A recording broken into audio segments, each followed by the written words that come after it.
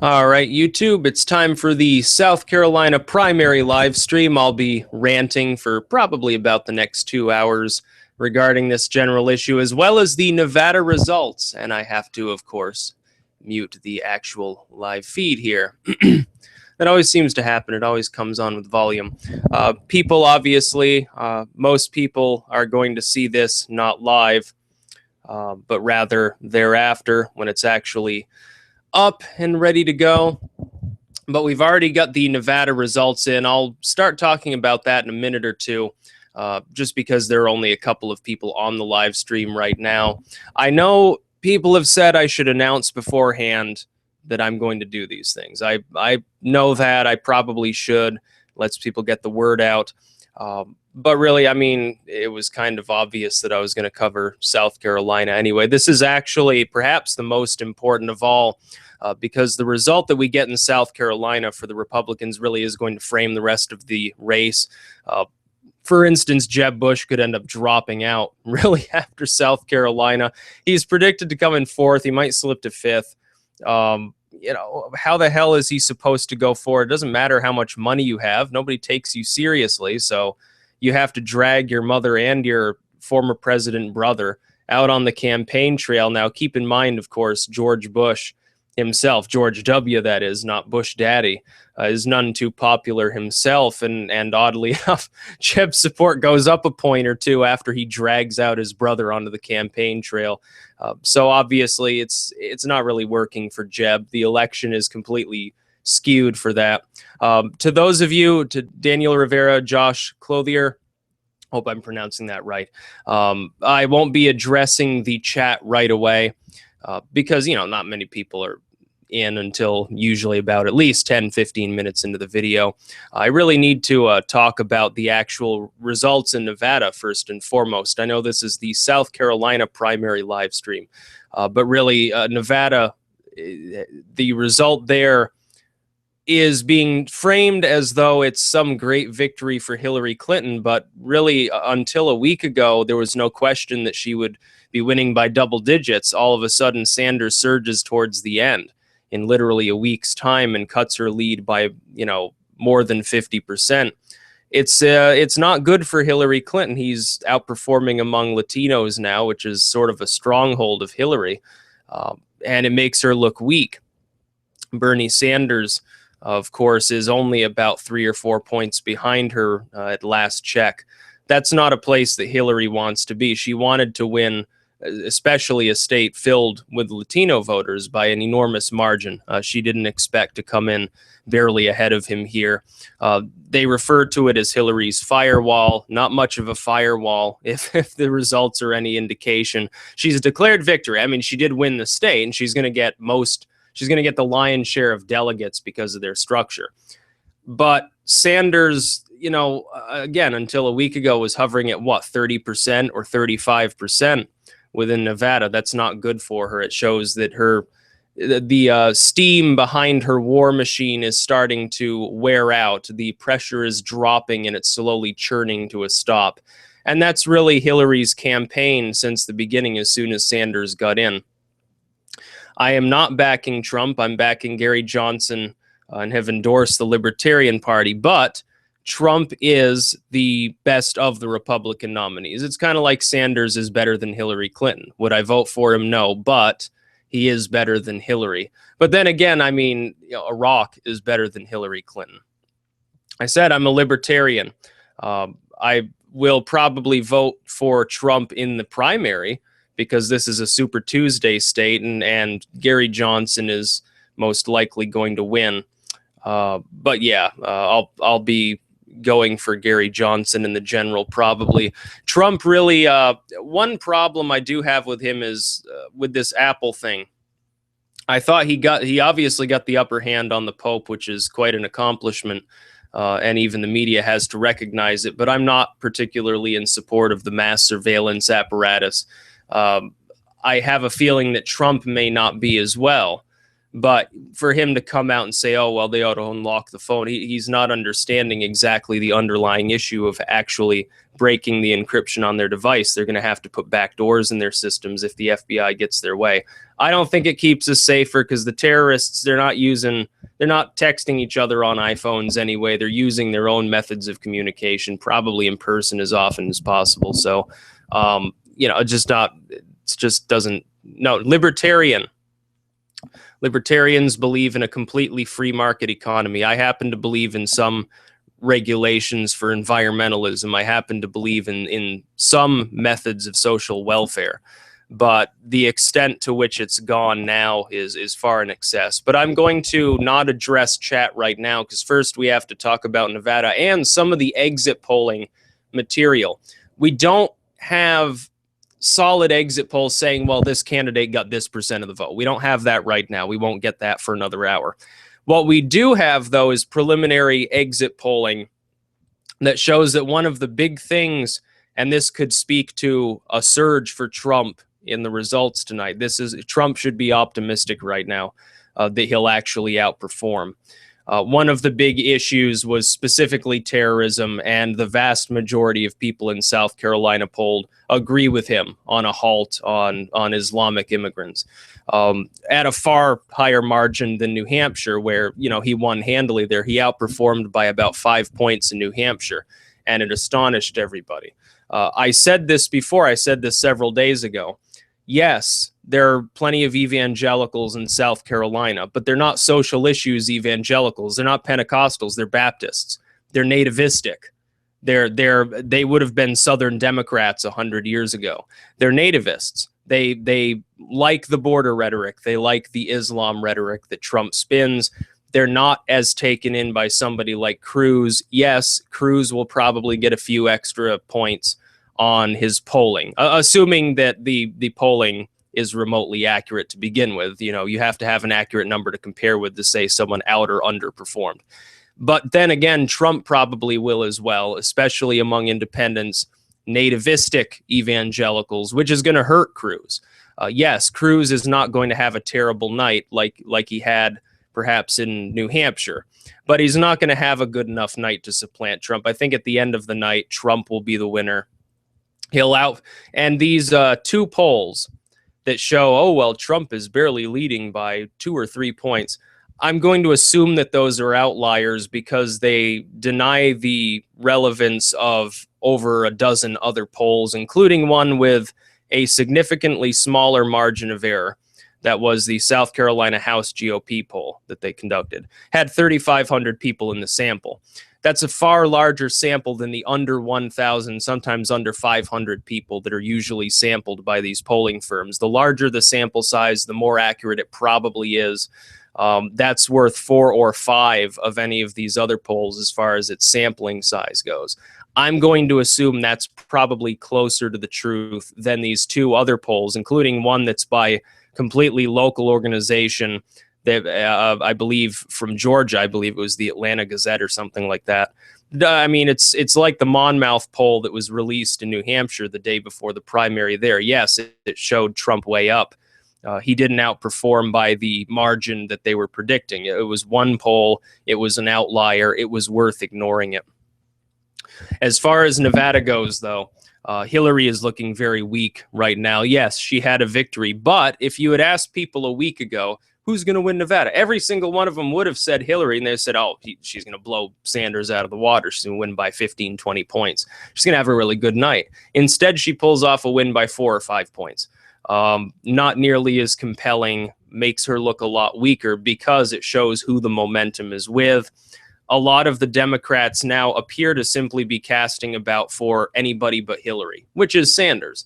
On the Republican side, for some time, there's been a choice of outsiders for people to go to. Ben Carson is sort of the true evangelical with no experience. Trump is the business conservative / centrist who's from outside of politics. From the donor class, yes, but never held an actual office. Cruz is sort of the Tea Partier / inside outsider. That is, he tries to appeal to everyone. I don't think it serves him well. he ends up not appealing to anyone too strongly by doing this. He's sort of the jack of all trades, or the jack off of all trades, as I would call him, and also ineligible. If it weren't for the eligibility debate, he'd probably be the front runner right now, in South Carolina, at least, in some of the more evangelical states. What Trump needs to look forward to, though, if he wins South Carolina, there's very little chance he's going to lose Nevada, because he's already ahead there by a larger margin, I believe, than South Carolina as well. He's going to get a bump. The writing will be on the wall. I think what you're going to see is that Carson's likely to drop out after South Carolina. I think that the meeting in a closet that he supposedly held with Cruz was a last-minute attempt to see if Cruz was going to be decent enough to him to determine who he wanted to endorse when he probably drops out after this state and or after Nevada. I mean, he might stay until Nevada. I think Jeb will be out after Nevada and will drop out probably before Super Tuesday. He might be stubborn and stick it out for it, but he'll come in last place in every state, so what's the point?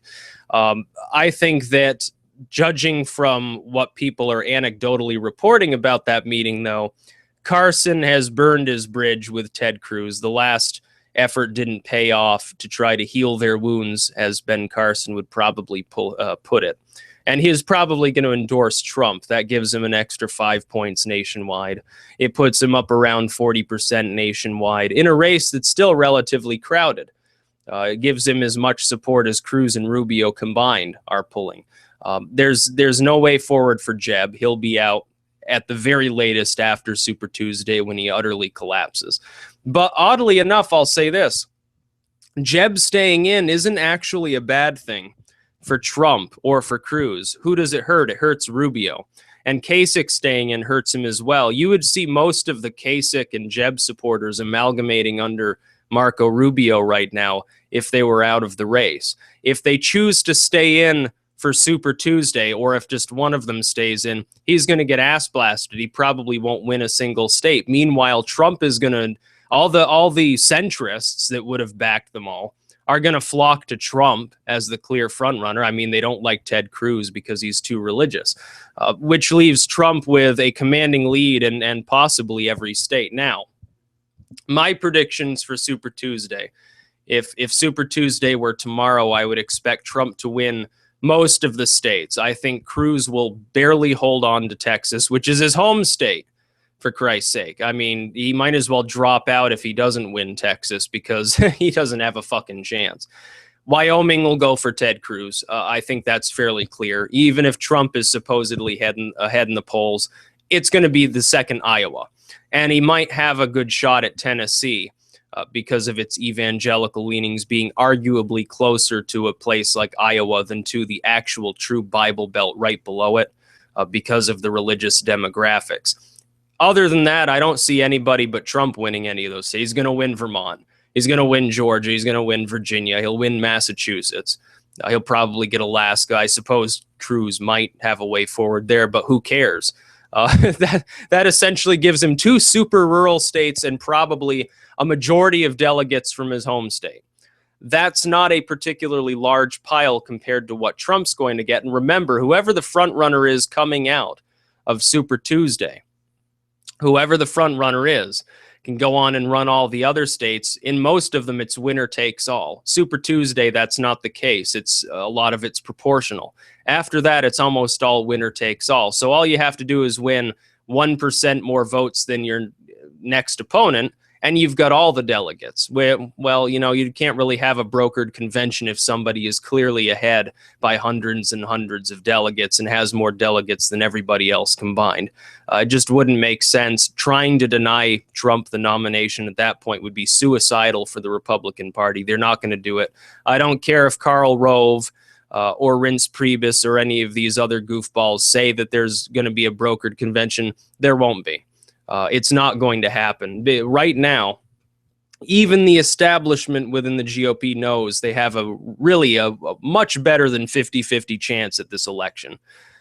But it's theirs to lose. If they screw up, if they goof off and alienate millions and millions of independent voters, many of whom are backing Donald Trump. Meanwhile, the Democrats are going to ram Hillary Clinton down people's throats. She can't get the independent vote. If they decide to deny the front runner the nomination with a brokered convention, or they screw around at all, it's going to go sour for them. They'll lose, and you'll end up with President Hillary Clinton. So basically in South Carolina, what I'm going to do here, I'm going to take a look at this map. I'm going to try to dig out any additional exit polling material that I can possibly find. Twitter is really no help right now. I've got the Decision Desk HQ site up. I can't remember who it was that pointed that out for me for New Hampshire during the last live stream, but really that is the best site. Decision. In fact, I'm going to post it in the chat for other people that may want to use it. I'm just going to, if I can actually post it in here. Oh, crap. Oh, don't tell me that I got a problem here. Oh, no. There it goes. All right, I'm going to post the link in there, and other people can use that. That's the best site for the live results with a map. It's quicker updating than Politico, or at least it was last time. Right now, of course, you got 0%. There is no news really to speak of. A lot of the voters there apparently are religious, but again, keep this in mind. The evangelicals largely were not what pushed Cruz over the edge in Iowa, because some of the exit polls showed Trump barely being beaten out amongst evangelicals. A lot of it's due to the rural composition there. What we're seeing in South Carolina apparently is that a lot of these areas have switched and are now backing Trump. We will wait and see, though, who actually wins. We don't have any real solid polling right now to go on, but terrorism is apparently the top concern. I'm going to assume that people who are concerned primarily about terrorism in the GOP are probably voting for Donald Trump, because let's see who he's up against. Ted Cruz has been cast as latecomer to the party on the border, latecomer to the party on terrorism and foreign affairs in general. He just wanted to talk about Jesus previously. Ben Carson, yeah, maybe, but you know, again, these people, if they're really concerned, they also want an electable candidate. They don't see him as so. He's got 5% support in I think his best polls. Kasich, many people don't even know what he stands for. In New Hampshire, it wasn't that way because he was the visible one that went there early and often and spent in a singular manner, he spent his time in New Hampshire. So he didn't have that problem. In South Carolina, he's only been there for a week. He hasn't had time to shake hands with as many people as he did in New Hampshire. Jeb, a lot of people remember the Bush era. And because Jeb has the same last name, they're going to say, well, why should I think he's going to be different than his brother? Well, his brother caused all these problems. At least a large minority of people will think that way. And as for Rubio, he's basically the slightly less religious sounding Ted Cruz. He's a little bit shorter and a little bit more natural born, I guess. A lot of people seem to have this weird fixation where they say, oh, well, you know, it's Canada instead of Kenya, so it doesn't matter that Cruz was born outside of the United States. There's a no. I'm going to assume that any claims of exit polling results here are false until proven otherwise. This one has Trump at 38%. I'm going to ignore that, even though it would show Trump winning by double digits. I'm going to ignore it specifically because, as far as I know, it's actually illegal in South Carolina for them to release, in a horse race like this, to release that kind of exit poll until 7 o'clock when the polls close. Yeah, so I'm going to bounce sort of back and forth here with the chat and with these other sites. I'm also going to look up the Nevada results because I want to see if there's been any movement there.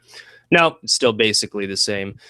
Clinton won by 4 points. The last round of polling had her ahead by 5, so about roughly the same, roughly accurate polls, or you could say very slight movement towards Sanders in the last 24 hours.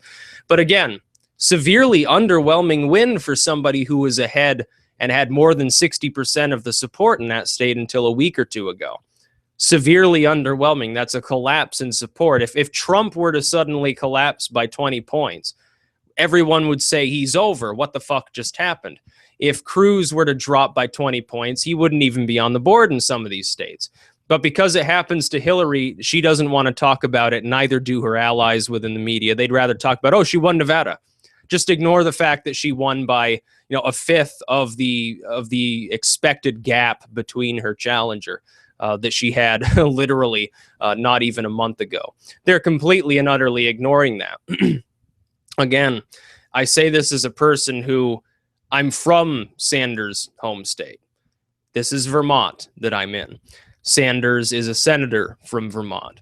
No, I would not vote for him for the U.S. presidency. I'm self-employed. I would get completely screwed under a Sanders presidency if he got his way with taxes. I would get absolutely screwed.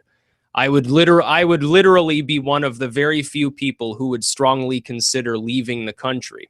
Specifically because of my style of revenue, I can make that same amount of money wherever I am. I can go someplace where the currency is cheap and I can live like a king for $2 a day and I'll do just fine. I'd rather become an expat at that point. As far as Sanders goes, I like him as a senator. He represents Vermont perfectly. Yes, this is a heavily blue, really quirky state full of expat hippies that came over from the West Coast years ago. I fully understand that. I support him. I voted for him as a senator. I don't have a problem with him in representing the state of Vermont nationally in D.C. I don't have a problem with that. I don't have a problem with the fact that he's technically a career politician. I don't care that he's a socialist. However, that doesn't represent the country as a whole that I want to see. I don't want the whole country to be like Vermont. Because for all of the good things that we have here, we have a top-notch education system. We have a really good healthcare system. We almost got single payer. We have a lot of clean air and a lot of clean water, and the state is heavily forested, and people here are generally healthier than average and have better test scores than the national average by far. We're on par with Sweden when it comes to our education system. You know, cuck jokes aside. Yeah, we've got a lot of good stuff here in Vermont, but and surprisingly, we're a very pro-gun state, so that has kept our crime rate very low. We're among the most secure and safe states in the country. I think there's like one or two that are ahead of us on those measures as far as like all of these different things go. And I don't care that our state, in fact, I support that our state has protected a woman's right to choose, which is also, by the way, something that I like about Trump, that he pretends to be against Planned Parenthood, but let's face it, he's not. You know, gay marriage, he doesn't care about. I also don't care about it. I'm very glad that our state was one of the first, and the first without a court deciding the case to actually allow gay marriage. I'm proud of that, honestly. But there are also a lot of bad things about my state. There are very few jobs, especially for the young. Wages are very low. This despite, you know, being represented by a far left government that supposedly cares about the poor. There are a lot of poor people in Vermont. Vermont is a state of high inequality. It's basically the haves and the have-nots. There's not a whole lot of a middle class here because there's no fucking industry here. All the industry left, it went to the Midwest or it went to the coastal regions. We don't really have a lot of industry left here. Most people in this state, they're either making close to minimum wage or they're multimillionaires who built second homes here. There is not an expansive middle class. You're very lucky if you're in a skilled trade here. If you're in carpentry or you've got years of experience in plumbing or masonry, or you're an architect, something like that, where you're servicing potentially rich clients as a freelance worker, then you're fine. Then you're in the middle class. You're probably making 25, 30 an hour. That's pretty damn good. Otherwise, you're probably making 10 an hour or you're rich. Additionally, Vermont, because of all of its environmental strictures and because of all of its regulation, we have a very overly regulated state. The state itself is omnipresent within the state. Because of that, our taxes are very high compared to most states. The property taxes, especially because that's how we're funding education, our property taxes are fucking through the roof. No, I absolutely don't want the country to be like this state. I'd rather it be closer to like how Texas is. I know that will be controversial among some people who lean to the left.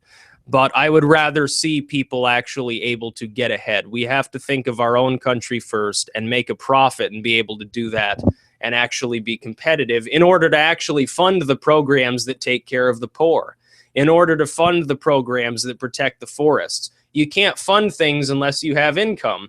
This is something that the state of Vermont has continuously ignored. We don't have a balanced budget amendment. We have continuous budget problems. their answer is invariably up the tax rate every time they do. More people move out. There's a net loss of people from our state.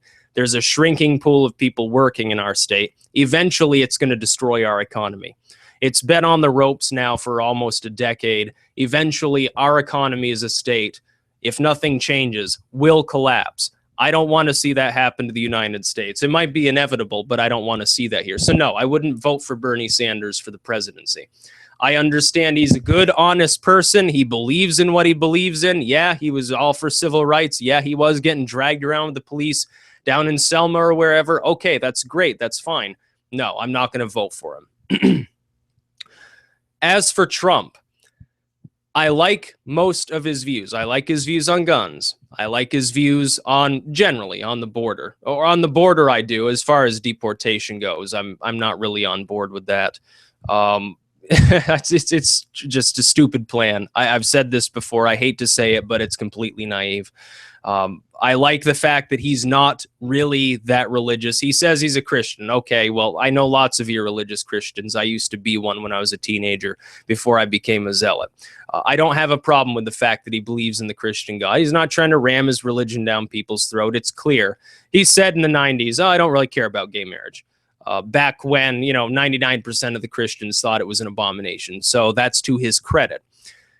His views on security, though, really, I'm finding it difficult to differentiate between what Trump is saying and what Obama is saying. And this isn't one of those cases where the Democrats have it right, like on gay marriage or abortion. And thus, I like what Trump is saying. Obama is a police state president. This is one of my consistent gripes with him. W was a police state president. Clinton, yeah, kind of. A lot of the programs got started under him, but the internet wasn't as prevalent back then. Neither were cell phones, so it wasn't quite as much of an issue, I guess, for many people. The internet and cell phones and so forth are everywhere in our lives. We're constantly connected to them. I think that we should enjoy privacy on them, the same as the privacy that we get in the U.S. mail or in anything else. They're subject to the Fourth Amendment. Absolutely. There is no reservation. The FISA courts are unconstitutional. Most of what the NSA does is unconstitutional. Government mandated backdoors are unconstitutional. It's all unconstitutional. It's all big government as well. I'm not sure why any conservative self-proclaimed would be on board with it. So when Trump comes out and says boycott Apple, because they're being pragmatic about the cost of building backdoors into all of their devices that aren't even necessary, and they're not going to help them with the encryption on this specific phone anyway, which some people appear not to comprehend. I say, well, obviously Trump may have business chops, but his technology chops are further behind. He's more like, I guess, from Ted Cruz's generation, and doesn't really understand the internet and social media and so forth to the degree necessary to fully comprehend the issue. I think you see a big gap between young and old. And I think his comment with that will harm him with some younger voters. However, it's going to help him with older voters, so ultimately it really cancels itself out. What we've seen with the Democrats as well, turnout is extremely low for the Democrats in Nevada today. Speaking to that gap in enthusiasm that I've discussed every other time I've spoken of this race. The Republicans, they're having record turnout. South Carolina, so far as we know, is no exception. In fact, the turnout rate is far higher than it was even in New Hampshire, where it was like a total shit fest. It was all day celebration, basically. People just didn't bother to fucking show up to work. They just grabbed a slice of pie and went to the polls, basically, and stayed there all day, hanging out and talking to each other about politics. Now, in South Carolina, apparently, it's even more crazy. The amazing number of people showing up is through the roof. Apparently, the absentee count was more than in both of the past elections for both parties combined. Meanwhile, the Democrats are pulling in half of the people that they were in Nevada. I think that turnout will help Trump and Cruz to maintain their respective positions. Because you can't discount Ted Cruz's support because of the evangelical thing. But, as I said with South Carolina, nativism. It's all about the native. This is the deep South. This is the Southern Democrat Ku Klux Klan style state stronghold of the Confederacy. The people there are ingratiated to Trump when he talks about Mexico building the wall for us, when he talks about deporting illegals, when he talks about refusing refugees, when he talks about a stay on all Islamic immigration. People love it. I may not be on board with all of these things, but South Carolinians, yeah, I think they have a different view on the issue. It's not like Iowa, where it was a competition to see who liked Jesus the most. Well, yeah, Ted Cruz loves Jesus a lot. The Canadian Jesus, you know, the syrup-swilling Jesus, but I guess Jesus Christ. Also, he's Hispanic, so maybe one of his relatives is named Jesus. I don't know. Maybe he's claiming to be a relative of the Christ himself. Maybe he sent out mailers about it. But clearly, Cruz is going to, I mean, he's not going to suddenly drop off the board tonight simply because people are worried about terrorism, because there will always be a subset of evangelicals that are primarily worried about, well, my candidate needs to want to kill gays or something that would play well to Cruz's basic platforms.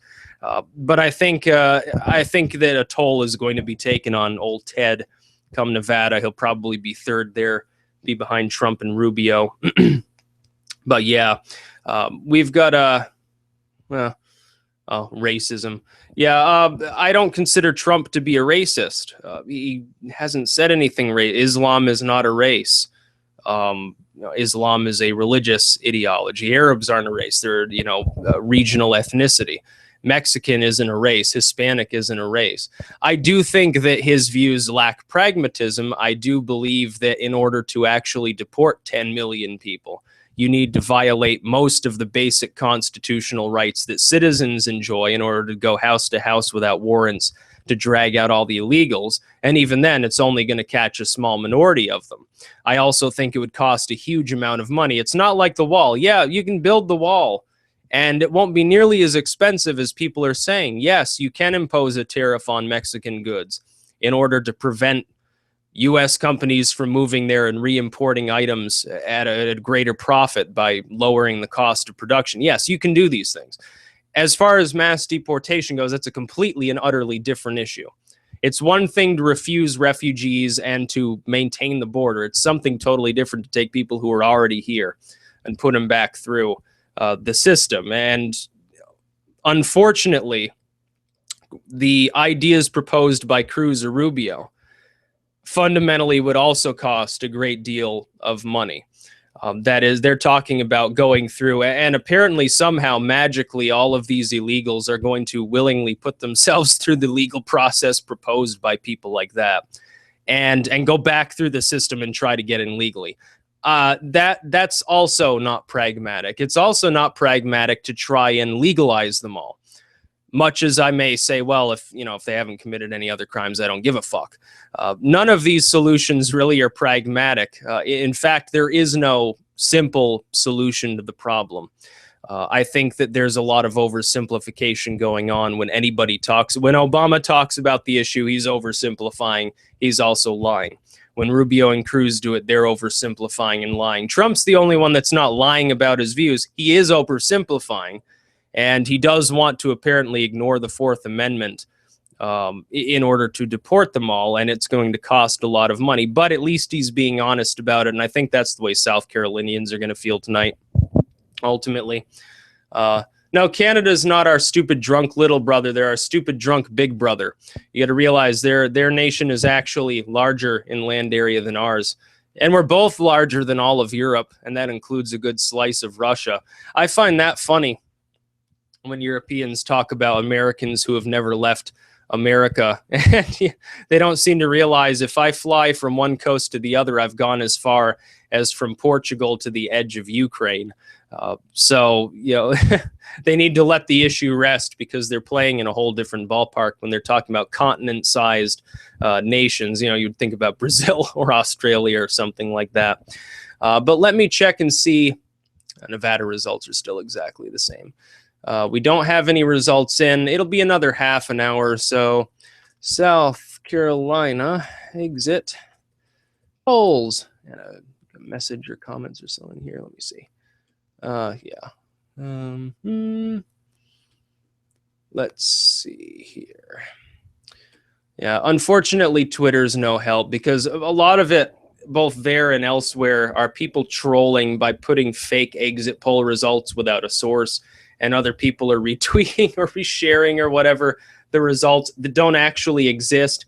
It's a real problem. It's been a continuous problem throughout this entire campaign, and it really doesn't help those of us that are trying to get accurate results. Not that the mainstream media is really any more accurate than some underground site.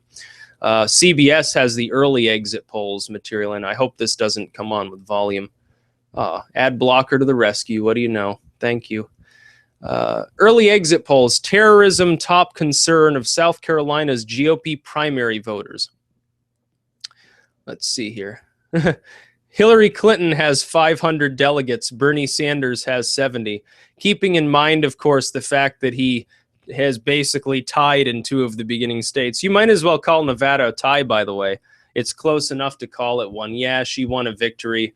Less than 5 points, though. Close enough to be a tie, considering how far behind Sanders was even a week ago. I think it was like 12 points a week ago and like 20 points 2 weeks ago or something. Let's see. 41% of voters said Trump is running the most unfair campaign, while a third said the same of Ted Cruz. I think they'll probably give them a pass, though. A lot of the people that were speaking with the news from South Carolina seem to have a fairly low opinion of all people in politics. More than half of Republicans said they made up their mind about who they were going to support last month or even before that. Advantage Trump. He was actually up further in South Carolina at that time. On the other hand, 45% said they decided in the last week, 24% decided in the last few days, and 14% made their decision today. I'm going to assume among those 14% that made their decision today, probably going to be quite a few that support Kasich, honestly. They're going to take a look at all of the other candidates, and they're going to see the drama that's going on. And those of them that don't want politics to be a blood sport, they're going to look at him or Carson and say, these are the relaxed, sort of chill candidates that don't just attack other people. The younger ones will probably go for Trump. They'll say, well, some of them probably may not have even planned to vote on the Republican side. A lot of them are probably independents who are just waiting. And that's a group that Trump has led steadily with, independents. It's a vast amount of support compared to everybody else. It's more than half in a race that's still got 5 other candidates. More than 95% of GOP primary voters said they are either somewhat or very concerned about the future of the nation's economy. There's so far only been one candidate who has made an explicit warning about the economy. Again, Donald Trump. 2% said they're not concerned with the economy. I guess those 2% of people are on disability. I can't imagine that anybody else isn't worried about it. If you if you have to do any work at all, and you're not too young to work, aka too young to vote in the primary, I'm going to make an assumption that you're probably worried at least a little bit about the economy. I've got my water here, so you're probably hearing that. More than half of GOP voters, 53%, said they support offering illegal immigrants working in the U.S. the chance to apply for legal status. 43%, meanwhile, said those who are in the U.S. illegally should be deported and sent back to their country of origin. That's actually sounds bad for Trump at first. Oh, less than 50% want to deport them. But that 43 is bigger than the 36 to 38 he's gotten polling. And there are 5 other people, none of which are on board with deport them all, sharing that 53%. So not bad, actually, for him. GOP voters in South Carolina are almost evenly split on whether they prefer a candidate from the establishment versus a political outsider. Not good for Rubio, Jeb, and Kasich. Probably a little bit better for Cruz or Trump. More Cruz. Cruz has tried desperately to cast himself as an outsider despite being in the Senate and being a silver spooner. That's like that Duck Dynasty dude. He talked about appointing him ambassador to the UN. Can you imagine what a fiasco that would be? Especially since he would show up in character instead of the golf tee he usually wears. The Duck Dynasty people that back Cruz have a lot in common with him because they pretend to be hillbilly rednecks, but really they're a bunch of golfing trust fund kids. They're not, swamp dwellers that go catfishing. That's just not reality. It's just like Ted Cruz is not some Texas evangelical so much as he is an urbanite with ties to Goldman Sachs. It's all pretend. It's like when George W. used to pretend to be retarded. Jeb's not retarded either. He's just really awkward. He doesn't pull off the act as well as his brother or his dad did. Let's see. 3/4 of GOP primary voters support Donald Trump's proposal to block Muslims from entering the United States. Well, I'd say that's a fairly clear advantage for him. I don't think that's going to play in quite as much, though. I think on terrorism, people are concerned, I think, a little bit more about the border than the freeze the Muslim immigrants thing. A lot of people have been sort of cloyed into the multicultural PC line about, oh, not all Muslims. Well, yeah, that's true, but why tempt fate? I think a lot of people think. Why bring in a bunch of zealots when we just emerged from the Christian Dark Ages, a few years ago in the United States? I don't know. I don't know why the left supports it. It's pretty strange. More than half of voters said they are dissatisfied with the way the government is working, and 40% said they are angry. Only 7% said they're satisfied with how the federal government is working. How is it even 7%? I don't think I've talked to anybody who's happy with the way the government works. Now, here's a graphic. South Carolina Republican voters, most important quality. Shares my values at 38%, can bring change at 29%, tells it like it is at 16%, and can win in 15%. It's actually rather strange. On the other side, I believe that a lot of people in the Democratic Party really are mostly worried about who can win in the general election, and that advantage goes heavily to Hillary Clinton. You've seen the one thing that's held Trump back from rising further is the electability argument, really, that's been used especially by Rubio and Jeb, to a lesser degree by Ted Cruz. As far as changing things or being, open and not really mincing words, Trump leads by far. As far as electability goes, that's really his Achilles heel when it comes to the arguments that he's made in the campaign. Early exit polling results is beginning to come in from South Carolina. They didn't spell check this. The state's Republican voters have been showing up to their polling sites, blah, blah, blah.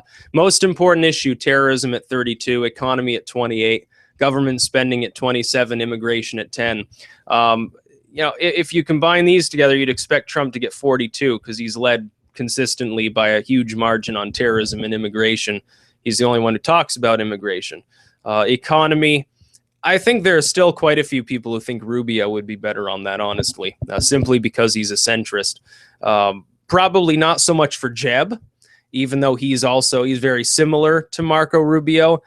I don't think there's anybody left who really thinks Jeb has any good ideas. He's going to be the biggest loser by default tonight because he was a front runner when the race first began.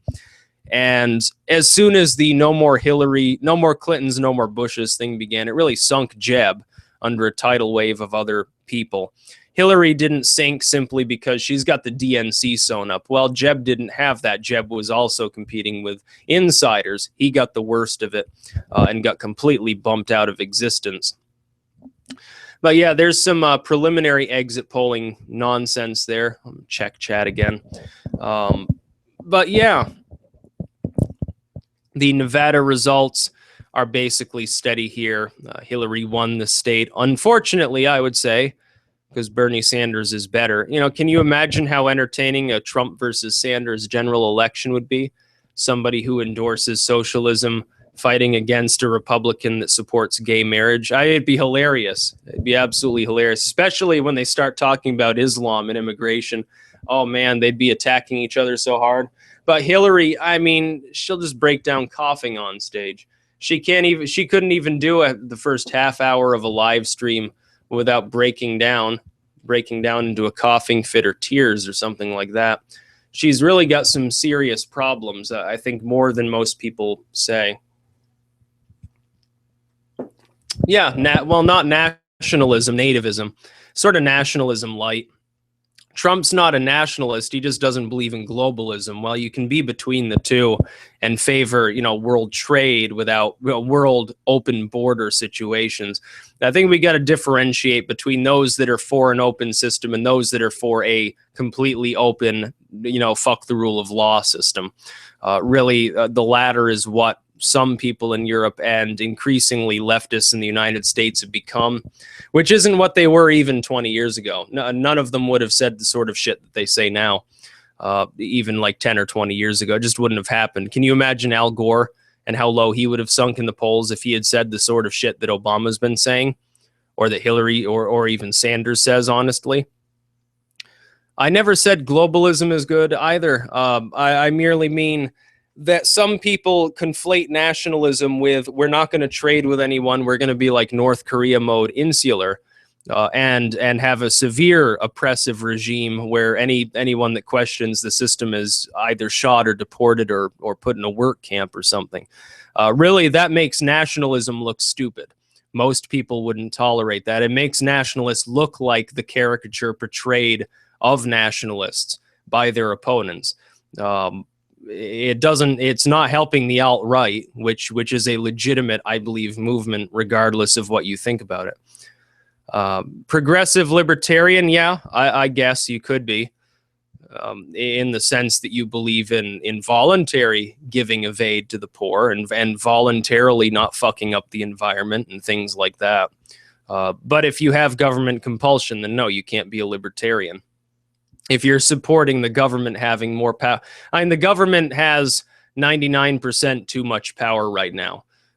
You could slash government down to 1% of its current power level and size, and we would function just fine. Most of the functions of government at the federal level should be meted out to the states, to local districts, to the people at large, to privatized groups, something like that, or they don't need to happen altogether. More than half of the government's functions don't even need to be there at all.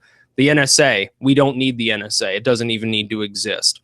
The FCC does not need to exist. They do nothing of value. We spend billions of dollars on these alphabet soup agencies. We get absolutely nothing in return other than them begging for more money.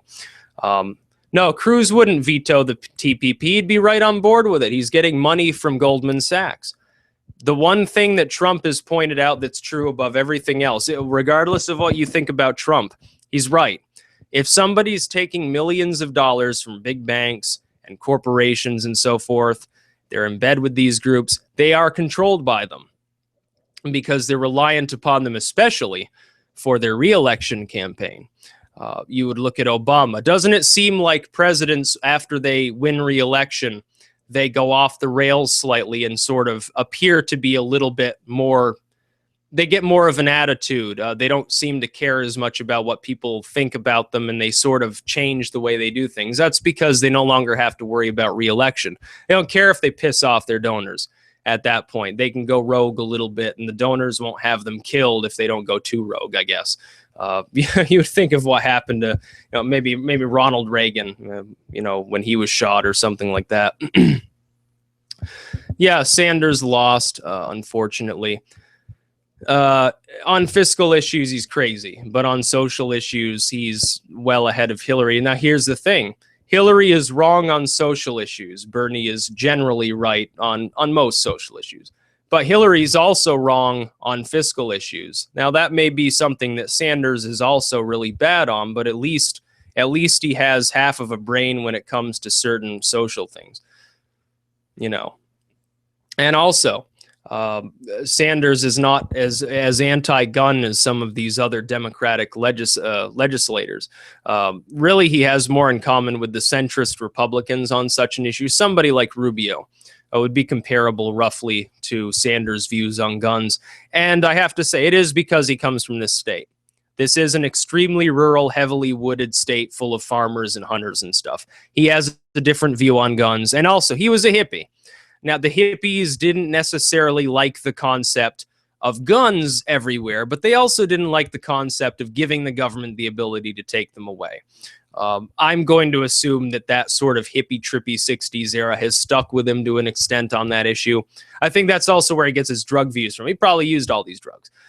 Yeah, he probably did more than just marijuana. He's probably closer to me in my drug experiences using the psychedelics and so forth. Jury's still out on whether he ever, smoked heroin or something like that, or crack, I guess.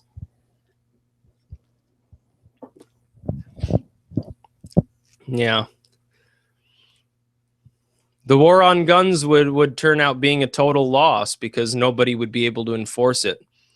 I don't care what grade the NRA gives to Sanders, because the NRA, admittedly, yeah, they primarily are a Republican organization.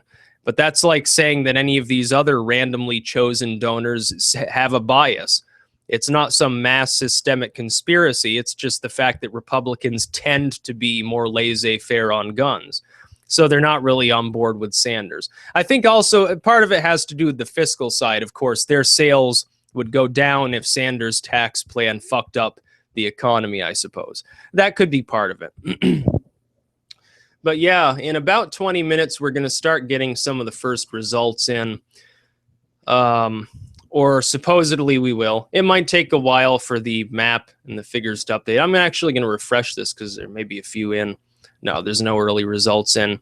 It's funny that they list them alphabetically because Jeb Bush ends up at the top and Donald Trump at the bottom, right above the other column. It's slightly amusing when I first opened it to see Jeb Bush. It's the only time Jeb Bush gets to be on top of anything, or has since last summer or sometime like that. Since then, it's gone continuously downhill. I still remember when he had all those plastic turtles in his pocket. It's like, what the fuck are you doing? Anyway, here, I'm going to take a quick break. I don't want my voice to go out before 7 o'clock. I probably won't be on too long after that because I expect the results to be fairly quick updating. A lot of the votes have already been in for some time, all the absentee votes and so forth. So I'm going to put the mic down, take a quick break, maybe get a snack, refill my water, and then I'll be back in 5 minutes ish or something like that. So hope you're all enjoying. I'll get to some more comments after I come back, before the results hopefully start coming in. I hope we don't have to wait till like 8 o'clock or something like that. But just a quick general update before I go. Nevada went for Hillary Clinton. Exit polls appear to show, on the issues at least, they're not giving actual numbers, on the issue, it looks like Trump's going to have a good night. It looks like Cruz will predictably finish second. You'll probably have Rubio in third.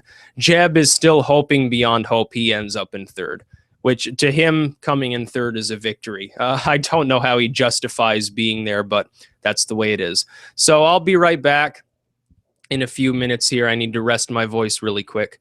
And I'll be back then, if I can figure out actually where I'm going to put the microphone down. I'm actually at a table right now, and anywhere I put it, it's going to fuck something up. Here, just a moment. Yeah, I'll be right back.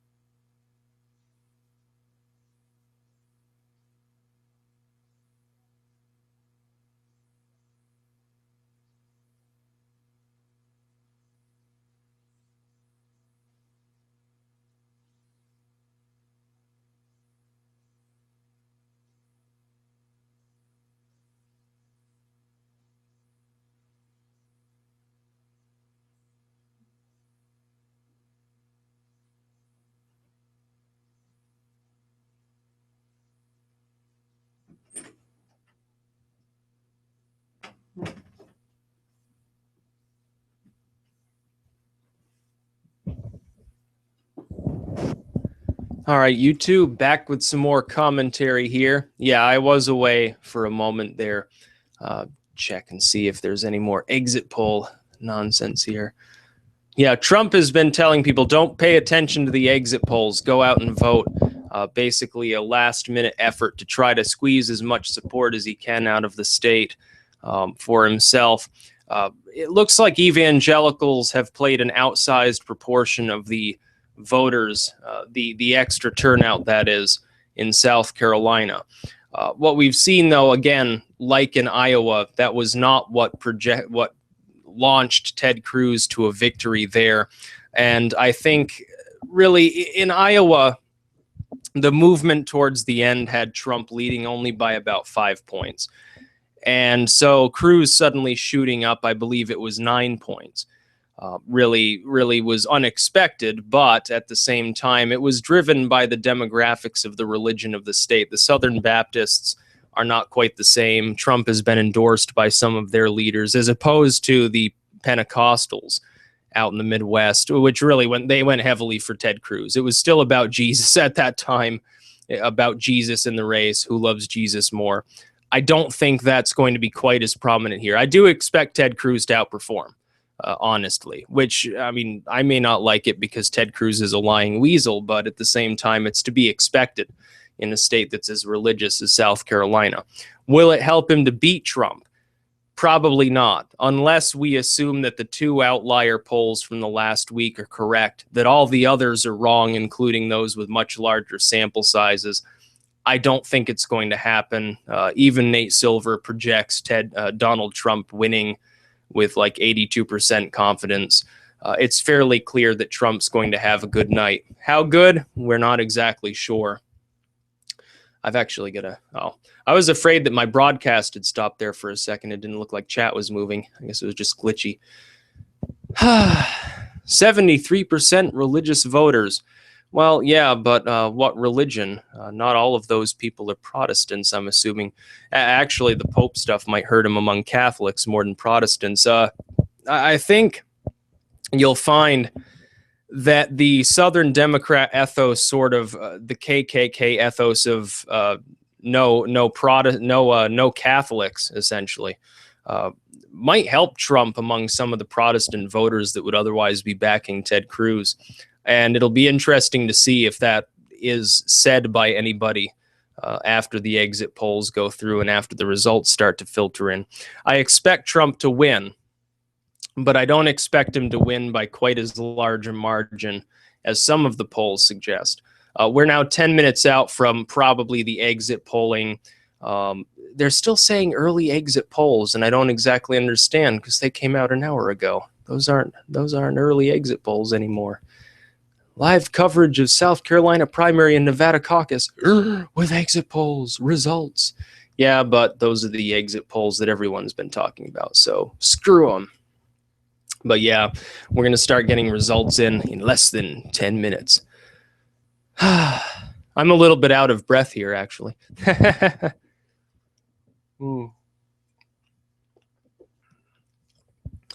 The Young Turks. The Young Turks were, the liberal media was great when Bush was president because they were willing to hold him accountable. Back then, Fox sucked, Limbaugh sucked, all of them sucked. Now it's kind of the reverse with Obama.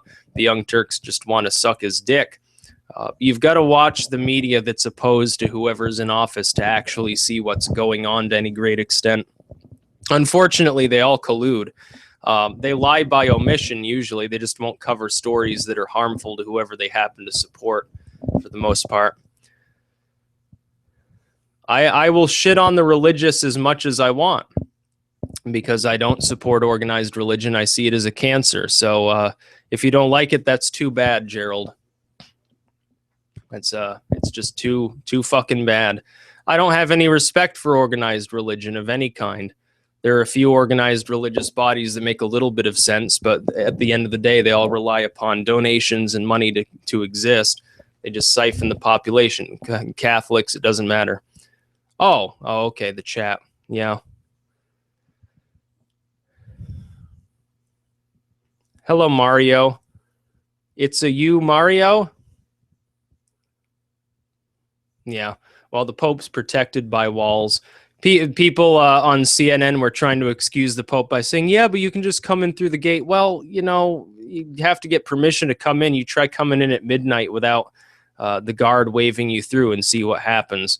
That's called border security. The Pope has 1,000 Swiss guards with machine guns. You know, the dudes in the suits of armor with the halberds, that's only a small minority. That's just their like cosplay, their dress up sort of guards there that are there for pomp and circumstance. They're just there for decoration, like a living suit of armor.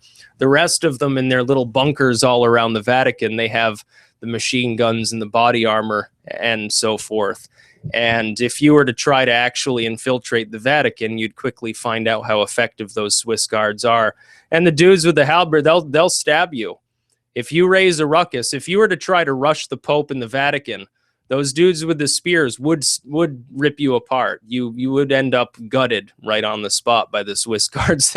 Nobody else was getting to you fast enough, the dudes with the guns. The dudes with the spears would be surprisingly effective, I think you'd find. There's a reason why the Pope rides around with 3-inch bulletproof glass protecting him. I know that Benedict, Pope Francis, as so-called, not Benedict. Benedict was the last one, I believe. Sometimes I get him confused. Everyone remembers Pope John Paul, but, you know, fuck the Pope anyway. You know, he said, oh, well, I don't need the bulletproof glass. I can imagine that his bodyguards didn't really like that suggestion. Really, he's the social media Pope, though. He's the social media Pope. It's not that he's actually any different from his predecessor, from Ratzinger. It's more that he's more tech savvy. He's more tech savvy. He does the Twitter. He does the Facebook. He's willing to smile for the cameras, whereas the Pope that came before him was more reclusive, more into the sort of traditional dress and style and the crowns and the scepter and stuff like that, sort of keeping up the image of the God Emperor Pope. Whereas, Francis, he doesn't really do that. He just has his regular white beanie and robe and tries to be more humble and personable. But did you see the Pope came out and basically apologized to Trump? And then Trump, of course, responded in kind. He said, oh, well, the Pope was a nice guy yesterday, and, he seems okay. He sort of did his half-assed, well, I'll excuse the Pope this time thing. It was actually very funny.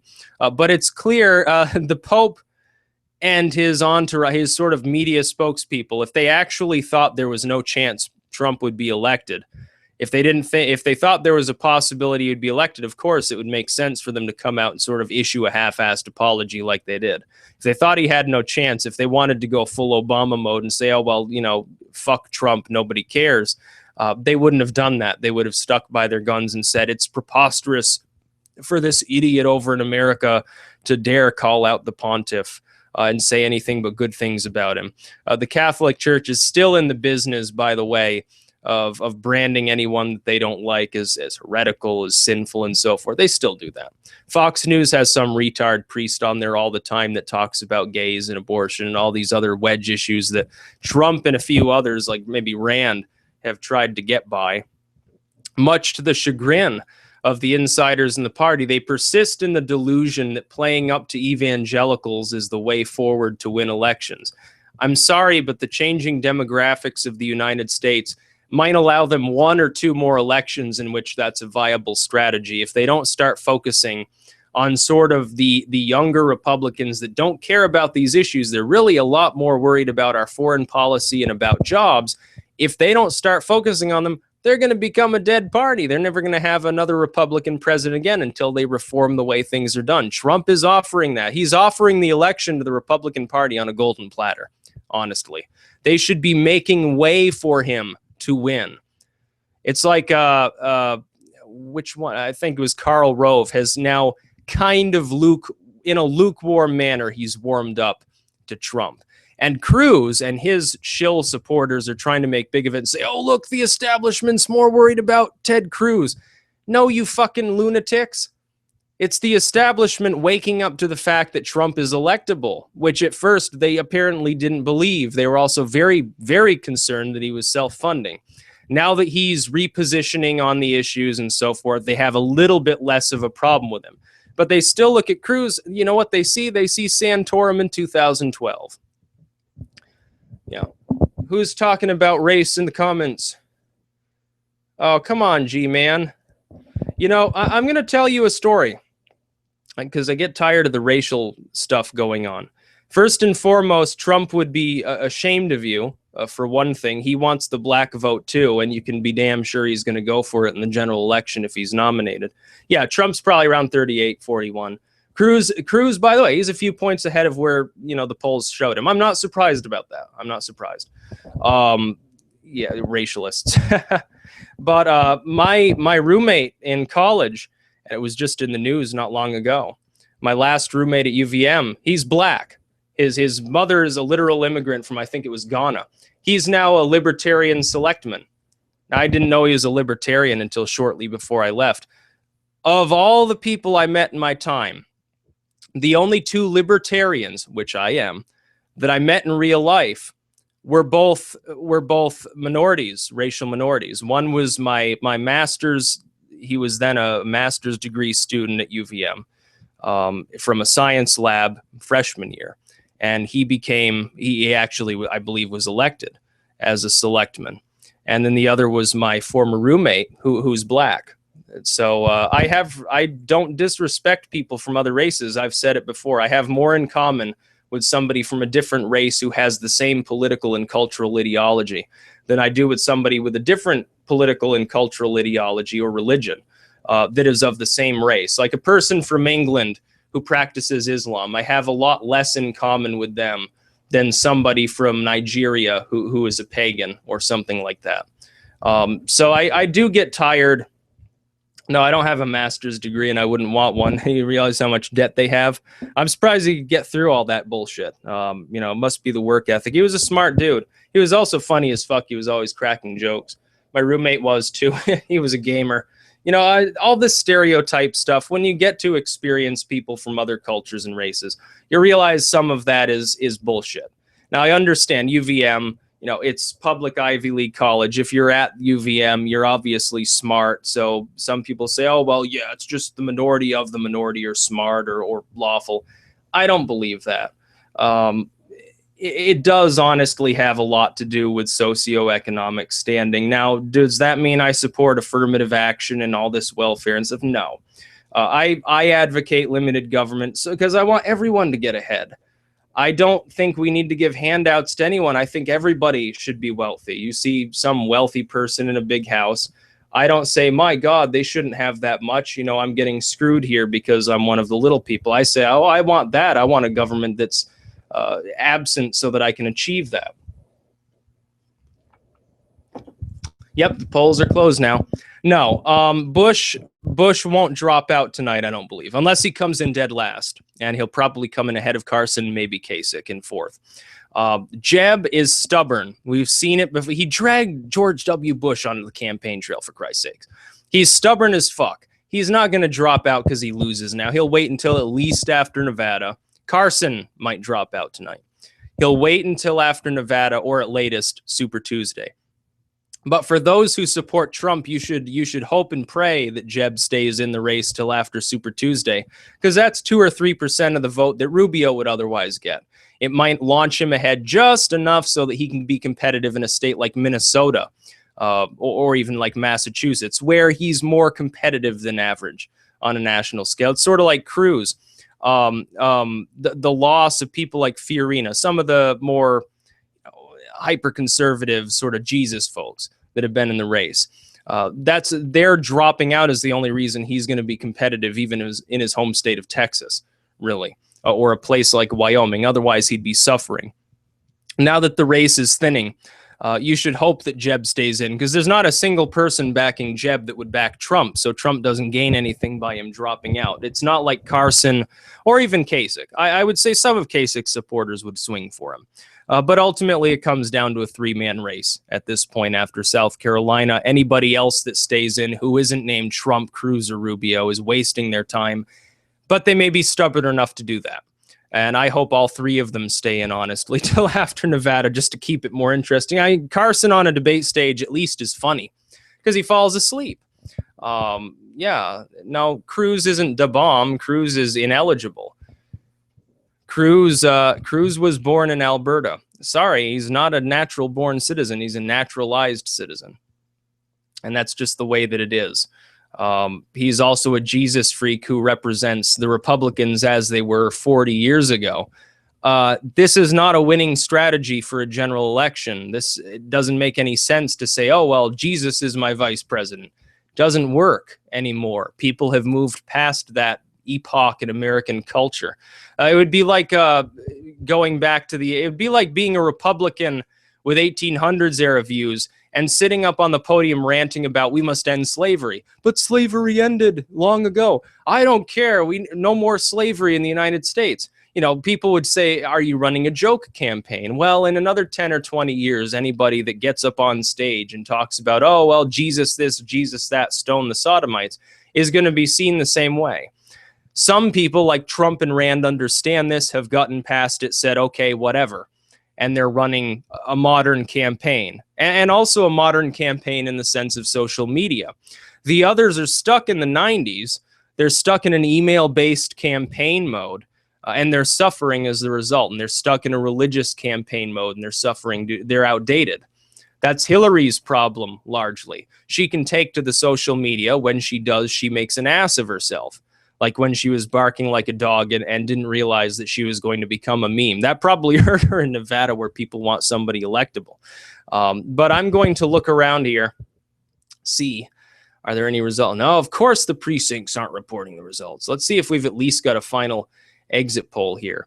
Yeah, Fox. Top issue on terrorism, Cruz narrowly ahead of Trump. That would be a surprise. I don't know if that'll hold, honestly. But that could help Cruz ahead a few points, which is expected. No, that's the old exit polls.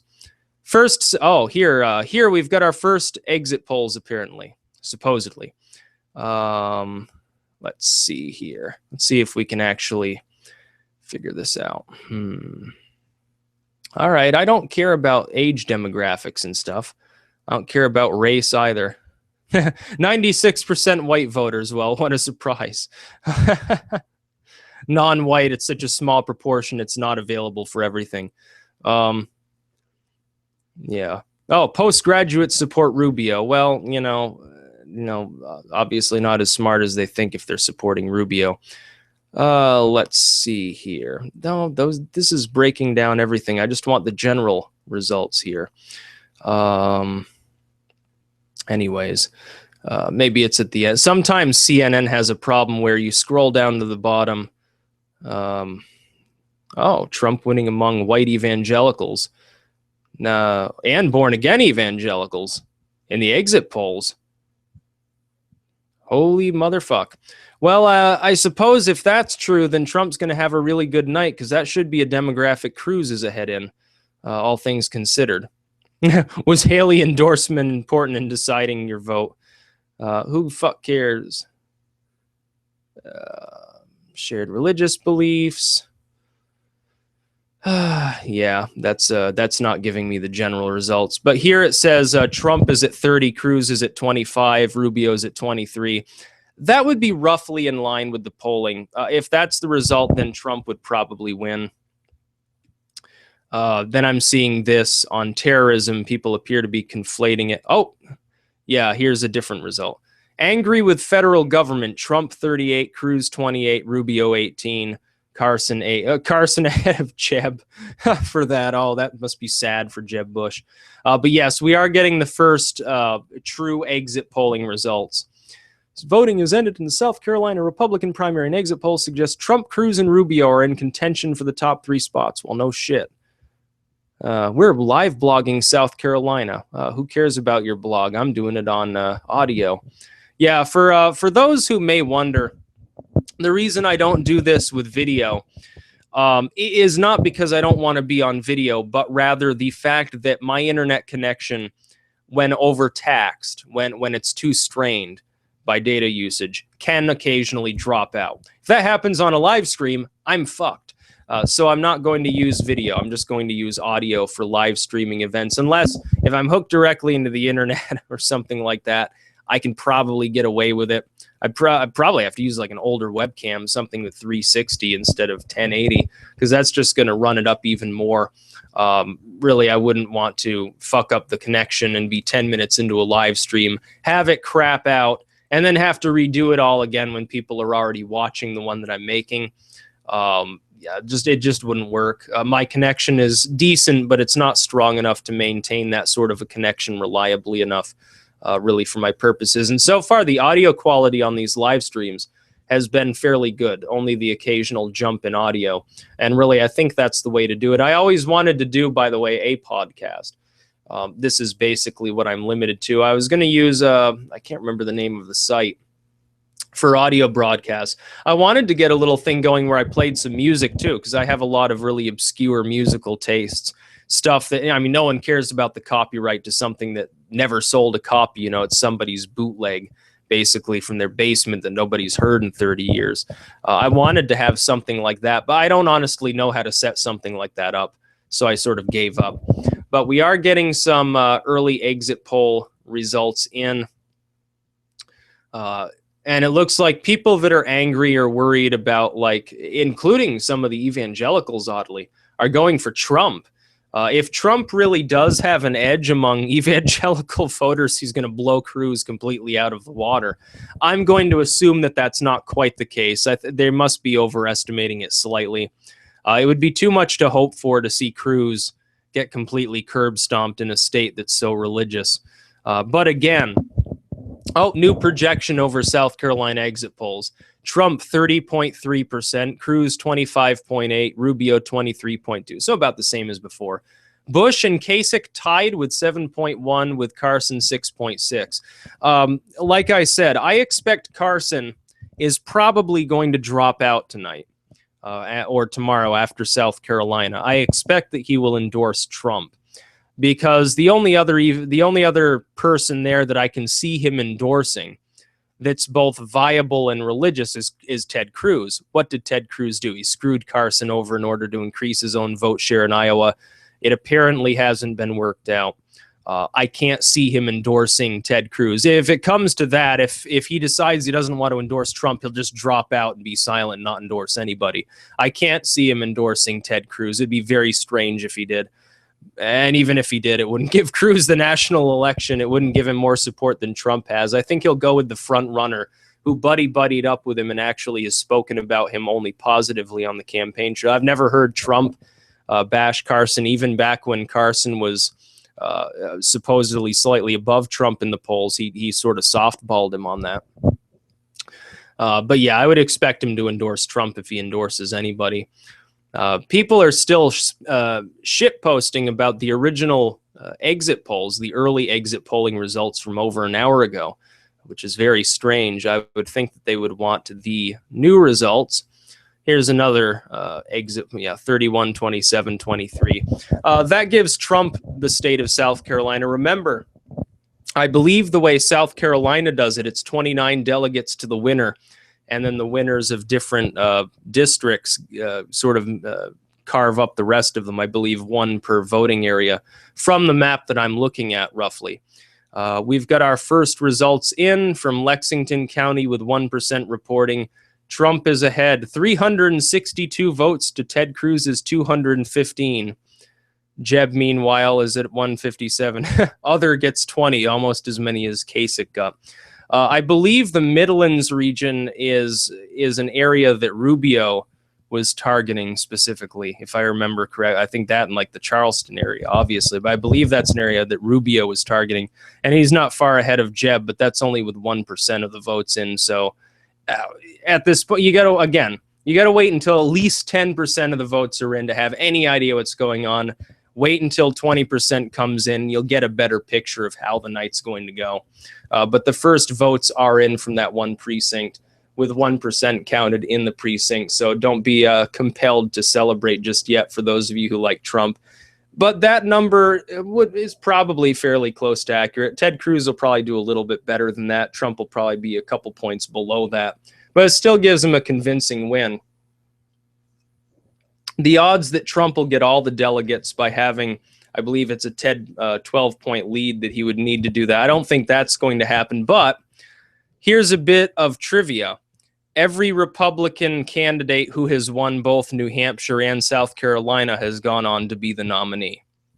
Or at least that's what I heard. I'm not quite on the ball when it comes to the political history of South Carolina.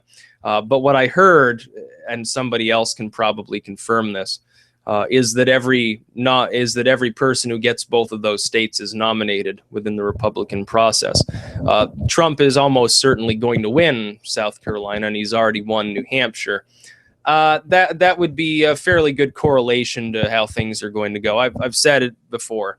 Cruz is an otherwise halfway decent candidate who painted himself into the Santorum corner by going after the Jesus freak vote. He effectively cut himself off from being competitive in the Northeast, on the West Coast, parts of the Deep South, certainly the Upper Lake states, and really relegated himself to the Midwest and the parts of the South, like Texas, which is his home state. Yeah, he'll probably get Texas, but if he only wins Texas by 2 or 3 points, that's not a convincing win. He should be like 30, 40 points ahead. Just wait until the results come in for Vermont for the Democratic side and Bernie Sanders gets like 80% of the votes here, which he probably will. People will say it's a convincing win. Well, obviously, he's got the support of the people from his home state. It must mean he does a fairly good job. If Ted Cruz comes Super Tuesday, barely ekes out a win, or Satan forbid, loses his own home state, that's not good for Ted Cruz going forward. It's not going to make him look strong. Yeah, Ron Paul. Ron Paul is no longer a force to be reckoned with within the Republican Party. The grassroots support he built largely fell apart on Rand. Rand was briefly in the double digits early on. Trump has siphoned successfully the libertarian-leaning Republican voter base. Now, has it affected the the actual Libertarian Party? It doesn't appear to have done so. Most libertarians are not on board with him. But those that lean towards libertarianism within the Republican Party itself, Trump has swept them up out from under Rand Paul. And Rand, I don't expect will endorse anybody, honestly. Ted Cruz abandoned him on the Fed and on the NSA. He doesn't like Donald Trump, and those are really Rubio's not going to do much from this point forward if he comes in third tonight. He was hoping to come in first in South Carolina. He was hoping to finish third in Iowa, and he did. And he was hoping to finish second in New Hampshire. He finishes fifth, and he is hoping to finish first here. He'll probably come in third. There's a slight possibility he could eke out a win over Cruz and come in second, but he certainly can't win the state. I just don't see it for Marco Rubio. Yes, he's got a lot of endorsements, but that doesn't really count for much in this election when you've got at least a good 30 or 40% of the voters. They don't like somebody that's being endorsed by a bunch of folks. Ted Cruz's increasing number of endorsements from some of the Tea Party side of the GOP is actually hurting him with a lot of these disenfranchised, angry voters. And they're getting angrier over time. When they see how the media is treating these debates, they're getting angrier. And they're increasing in number over time. It's only a matter of time before most of the party is like that. And they all end up defecting to somebody like Trump. Schlossenheimer, that's actually interesting that you said that. Because I believe fairly early on, Trump said he would fast-track European immigrants. Somebody else perhaps can confirm this. But I'm pretty sure he did say that. I don't have a problem with that, by the way. Fast-tracking people from nations, I would say NATO specifically, nations that are close allies. Yeah, why not fast-track them for immigration? It just makes sense. Europe is having its own problems. Hell, we should take European refugees from a place like Germany or Sweden at this point, based on the fact that they're slowly unraveling. It would make sense. But I don't care if they're white or not. There are a lot of immigrants from last generation in Europe that are racial minorities that are none too happy about the current immigration crisis either. I have one person that I've spoken to in Sweden who's of Asian descent and is no fan of the Islamic immigrants because they're raping people. They're beginning to piss off the multiculturalists because the multiculturalists are also in favor of gay rights. They're in favor of feminism.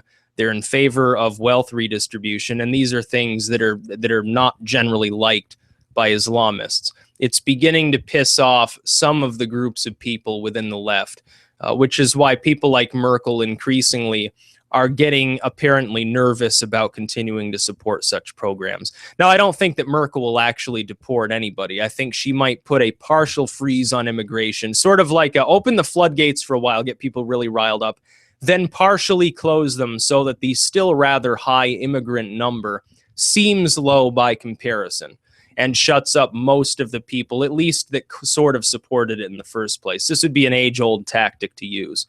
You make things really painful at first, and then when you relieve a little bit of that pain, it seems good by comparison, and people fall into complacency.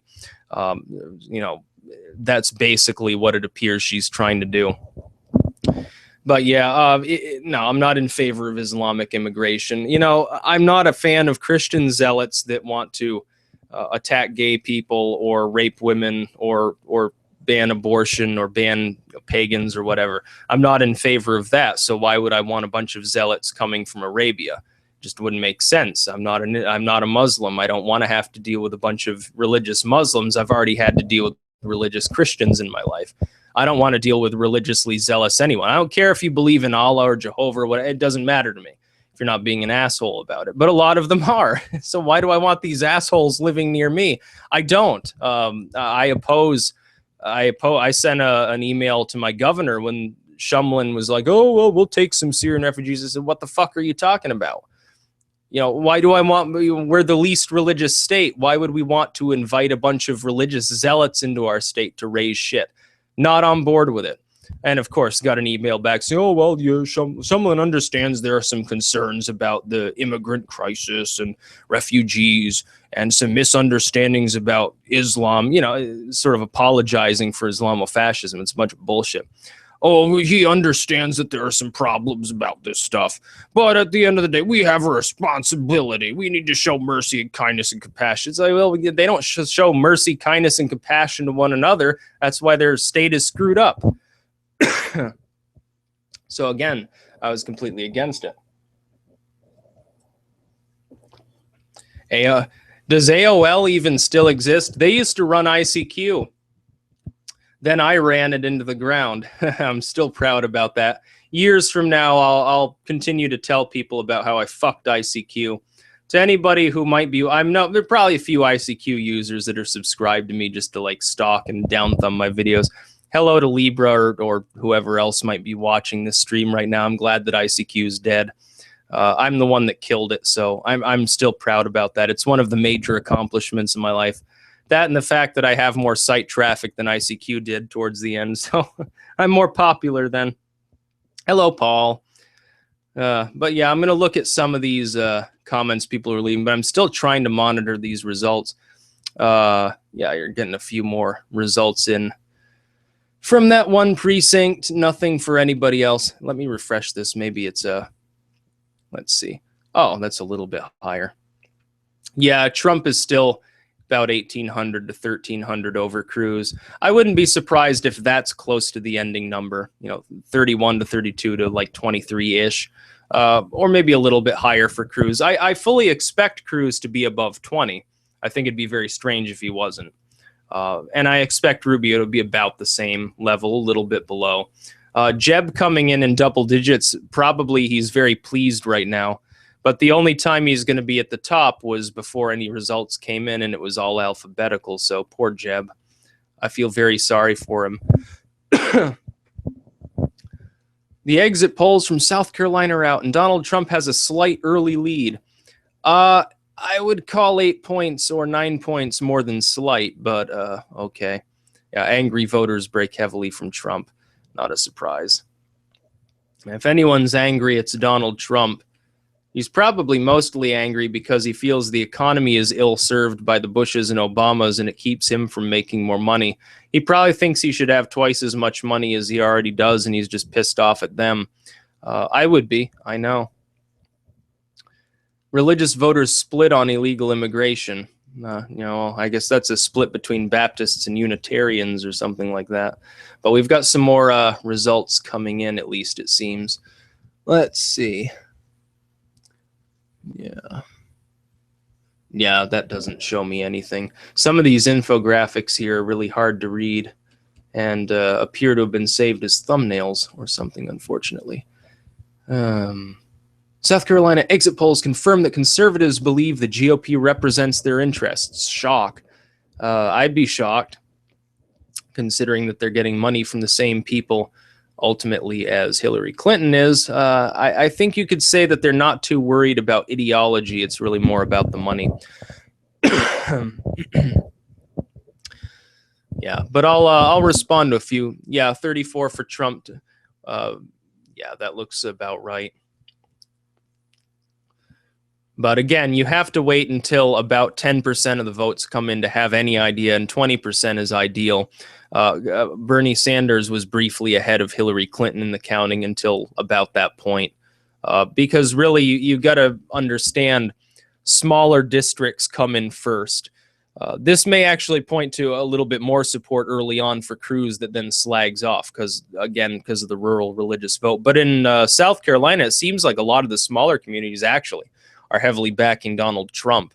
So that might work in reverse. But I expect Trump to win. Don't get me wrong. I just don't expect him to win by, a massive total like he did in New Hampshire, because the independent voters that will flock to him will be offset by the evangelical voters. And even though he's outperforming expectations among evangelicals, he's still behind Cruz when it comes to that same voting bloc by at least a small margin. Apparently not again among those that self-proclaim themselves born again. Apparently Trump is slightly ahead of Cruz. I don't think anybody could have possibly predicted that that was the case. That might not bode well for Cruz tonight, but we'll see what happens. If you got less than 1% of the votes in, you have no clue what's going on. It's one precinct that's reporting, really. Oh, thank you, Herp Derp. I try to be. I realize that I use and about the same amount that Obama does. I'm not the most charismatic, well-spoken person on earth. But when I get into it, it gets better, usually. When it's on something interesting. If it's on religion, I can rant for 3 or 4 hours. I did with the Blood Moon live stream. Politics, a little bit less. I'm a little bit less interested in politics, but it's the political season. So, I mean, it's what the fuck else am I going to talk about that anyone's going to care about tonight? It's all about South Carolina. I don't think there's a person in the United States who isn't at least partially interested in what's going on right now. Let's get into brokered convention briefly. Preface: a brokered convention is not going to happen. There's no possibility that they're going to use that because they would be committing suicide if they did. They know it. Karl Rove knows it. Priebus knows it. Boehner knows it. Harry Reid. I'm not Harry Reid. Mitch McConnell knows it. I get them mixed up because, they're boring old dudes about the same age. So it's easy to mix up senators and representatives sometime. There's John Cornyn or something. A brokered convention will not happen. But if it did, what would happen probably is you would see Trump win anyway, because I do not think that some of these other candidates would back somebody like Ted Cruz. Ultimately, if Trump were to win and under their rules they had to go to a brokered convention and he had 40% of the votes and nobody else was above 30, who the fuck are they going to back? They're going to vote for the person who has the most votes from the party. Even if it pisses off the establishment, the candidates themselves are going to say, fuck the establishment. At this point, if we do anything else, we're going to be remembered as traitors. We're going to lose the election, and thus we're going to lose all this money anyway. A brokered convention would be political suicide for the Republican Party unless the front runner barely eked out a win over whoever came in second. Trump comes in with 35% of the delegates and Cruz has 33%. Then you could make a case for a brokered convention because you'd have about an even split, and then you could simply have the party insiders and so forth sort of determine who's more electable. That would make sense. But the chances of that happening are remote. Trump is about to likely win South Carolina. He's way ahead in Nevada. He's ahead in most of the Super Tuesday states. After that, most of the races are winner takes all. He will be way ahead in the delegate count. His support will rise over time, especially if the field remains crowded with stubborn people like Jeb and Kasich dumbing Rubio down. If they stay in until after Super Tuesday, Rubio's done. because he won't be able to amalgamate enough support from that moment going forward, no matter how many endorsements he has, to override the number of delegates Trump is going to get from states where he's ahead. Even if he lost half the states going forward from there, he'd still be way ahead in the delegate count. He'd have at least like 40, 45%. There will be no brokered convention. In a brokered convention, all the other candidates have the chance to sort of cast around and give their delegates to one another and make deals and do the usual money changing hands and power changing hands thing. You know, I'll support you if you promise me Secretary of State. I'll support you if you promise me VP or something like that. It's not going to happen. No. Yeah, Trump has been ambivalent on Israel and Palestine. Which is probably a good idea. I mean, we should just stop funding Israel and leave them alone and let them go forward. We should say, well, we're for a two-state solution, let it rest as that. And then if one of them bombs the other, we should bomb them back to the Stone Age. Otherwise, who gives a fuck what they do, honestly, at this point? We should make Israel pay reparations, though. I mean, we've given them hundreds of billions of free dollars.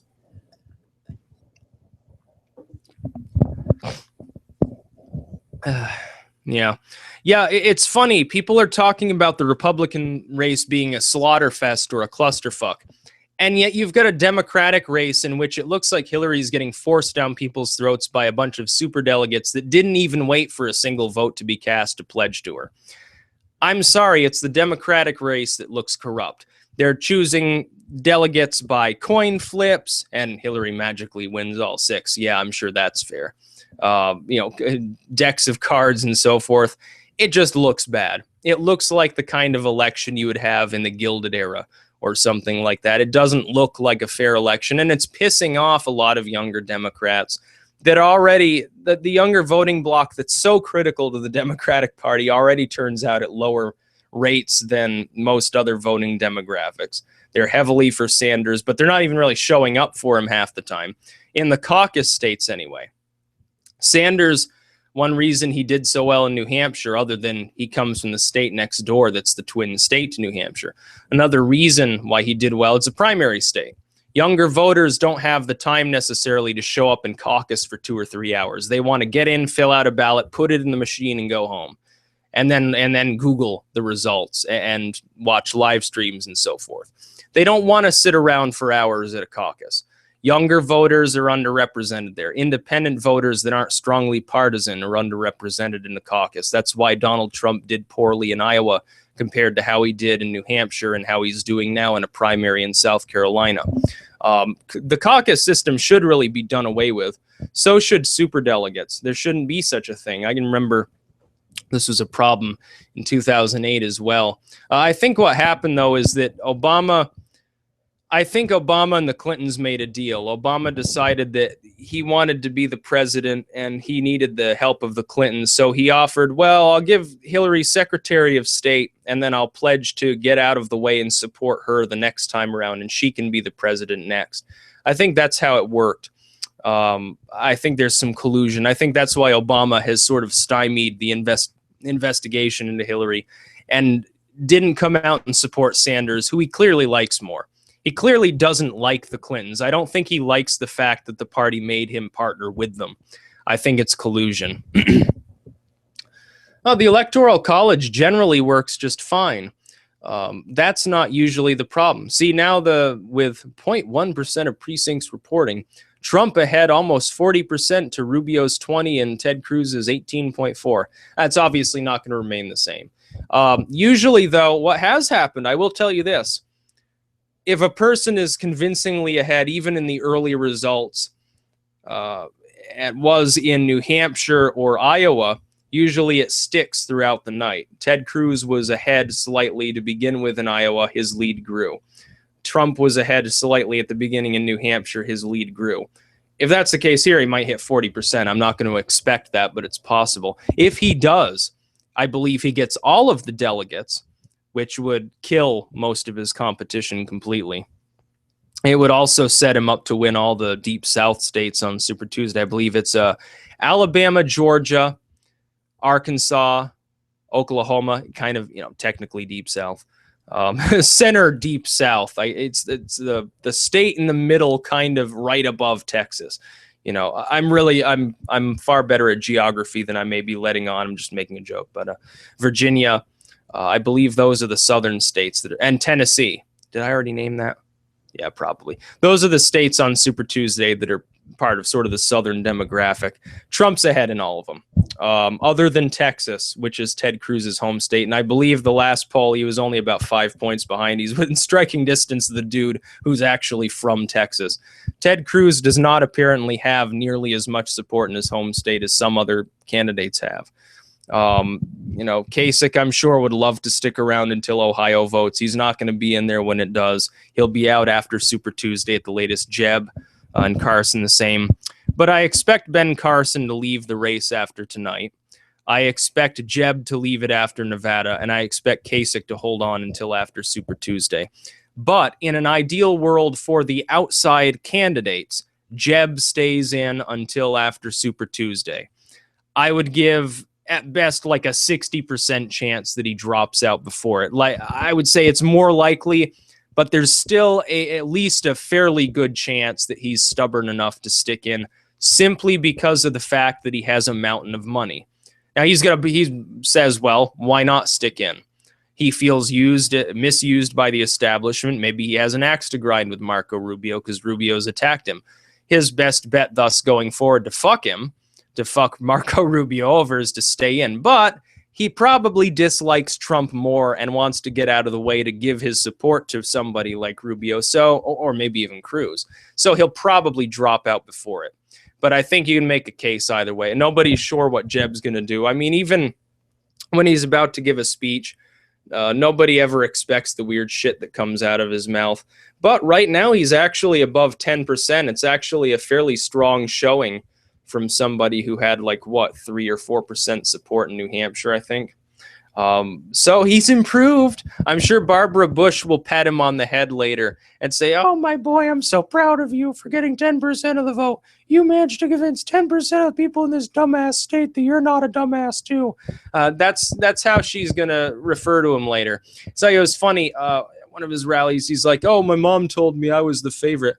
And Barbara Bush looked confused and said, oh, no, I didn't say that. And he looked like he took it personally. And he probably did. Oh, my God. Jeb's just so fucking awkward.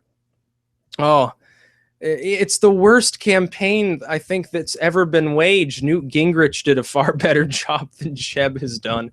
And Jeb sort of like, for those of you who haven't seen it, you should look up. I did a video, Redneck Ralph, Jeb Bush birthday party, about a Jeb Bush's sort of Illuminati birthday party. You'll probably find it funny. It's my variety of sort of improvised humor. But, you know, Jeb Bush is sort of perceived of as he's sort of the Southern boy, kind of a little bit inbred, a little bit out there in his views, and he can't even win South Carolina. He can't even come in the top 3. His campaign is already over. He just doesn't realize it yet. Yeah, he has the major donors. Early on, he had them stacked up. He was the front runner. Trump gets in. Within a few weeks, he completely collapses, and he's gone down since then. He hasn't had any rise in support since.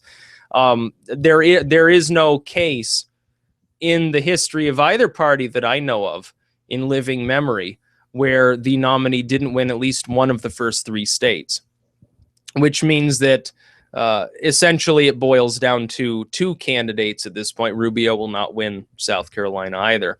It boils down to Trump and Cruz, with Cruz painting himself into the Santorum corner and Trump winning 2 in a row and probably going on to win Nevada there. The writing should be on the wall for at least the second-tier candidates. The rest of them, if you're polling at 20%, you might as well stick out until the end of the race. You might as well stay in. But for somebody who's polling at 3 or 4%, why would you bother putting yourself through that torment? It was like O'Malley. O'Malley's overstayed his welcome too. Remember, he had that one meeting where only one person showed up. Now, granted, it was in a snowstorm, but do you think if people thought strongly and positively about O'Malley, there would be more than one person showing up? And that one person, when asked, didn't even say, yeah, I'm going to vote for O'Malley. They said, oh, well, maybe, kind of, sort of. The poor dude. He's the only one who's almost as pathetic as Jeb Bush is. And he dropped out. He had the grace to drop out when it was clear he could not win. Jeb Bush stays in forever. Maybe he'll stay in until the end of the campaign. It would be really funny, and it would benefit people like Trump, and it wouldn't benefit Rubio. It would destroy Rubio, because that extra 3 or 4 points is the difference between coming in second behind Trump and coming in third behind Cruz in a lot of these states. For Rubio, it's like, come on, Jeb, just drop out. Of course, I hate Rubio too. In fact, I hate them all, other than I tolerate Trump and I kind of tolerate Sanders as a libertarian. The others, they're all different colors of shit to me. Hillary Clinton is probably the smelliest, and then Cruz is probably about the same level of smelly. And the rest just sort of gathered up behind him. Jeb's not as smelly, but that's just because he's not viable. It's not that he's more smart. It's not that he's more electable. It's not that he has better ideas. It's just, he doesn't have a chance. So I don't really have to worry about sniffing that specific turd to judge its smell. That's sort of how it works. I'd appreciate if people wouldn't drag a bunch of racial stuff into the chat. White power and black power and all that stuff. Well, the election's about American power and which candidate specifically represents the best interests of the United States ultimately. Most people appear to think that that's either Trump or Sanders, but Hillary's so far ahead with superdelegates. Nobody gives a fuck about Sanders at this point, even though he might be more honest. So that leaves Trump basically, if you're into a two-party system reformer. I've made it clear I don't think that level of reform, however significant, is going to help long term. It's better than nothing, but there's a third party there that I support more, regardless really of what the result is within the two main parties. I'm sort of ambivalent on whether it's Hillary or Sanders either. I think Sanders would be a lot funnier in the general election to see in a general election debate, especially against like Trump. He'd go completely apeshit. It'd be great to see them egg each other on. But Hillary is so hated, even within her own party, it'd almost be worth it to see her nominated just to see her flip her shit on the campaign trail, too. We've got more results coming in. Trump appears to be ahead in Charleston, which I believe was a place Rubio specifically really wanted to eke out a win in. He's ahead in Berkeley. He's ahead in York. He's ahead in Lexington. He's ahead in Pickens. Marco Rubio's ahead in Oconee or Oconee. I don't know. I don't know how to pronounce these fucking Dixieland names. And Greenville. Now it's Rubio in second place. I think ultimately Rubio will be in third behind Cruz. But Trump is quite a ways ahead, even if only 0.5% of the votes are in. But again, you got to wait until it's 10% of the votes or more. Otherwise, it doesn't make any sense to make any real predictions before then. But so far, Trump must be cautiously optimistic based on the early results. Oh, Ted Cruz winning county. And Donald Trump apparently has been projected the winner of South Carolina with less than 8% of votes coming in. Unless I'm reading that wrong, he's got a check next to his name all of a sudden. I'm assuming that they simply haven't updated the digital votes. Should I be looking at a different site here? Yeah. The state has been called for Trump apparently with with 1% of the votes in. Oh, what the fuck? It took him like 40 or 50% to determine which Democrat had won. Trump wins and not even 1% of the votes are in. Apparently they're projecting it for Donald Trump. I'm going to assume maybe he's winning in a county he was expected to steeply trail in, and they're just extrapolating. Here, I've got to check. Oh, God. Here. Just a second here. Let's see if there's another site with a little bit more up-to-date results. Oh, with 2% reporting, Trump is at 34%. Whoa. Way ahead of Rubio and Cruz, who are deadlocked for second at 21.2. If he wins by that margin, I believe he gets all the delegates. So, yeah, it looks like Trump has been called the winner. Yeah. Well, that was fast. I expected to be here until at least 8 before they would determine who won. Okay, well, that's the purpose for the live stream, to wait until the result came in. I guess, wow.